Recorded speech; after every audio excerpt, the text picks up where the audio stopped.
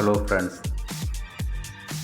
இன்று மிக வேகமாக வளர்ந்து வரும் சென்னையின் முக்கிய பகுதிகளான மறைமலை நகர், சிங்கப்பெருமாள் கோயில், ஒரகடம் ஆகியவற்றின் வளர்ச்சியை உள்ளடக்கிய முக்கிய பகுதியில் நமது மனைப்பிரிவுகள் அமைந்துள்ளது.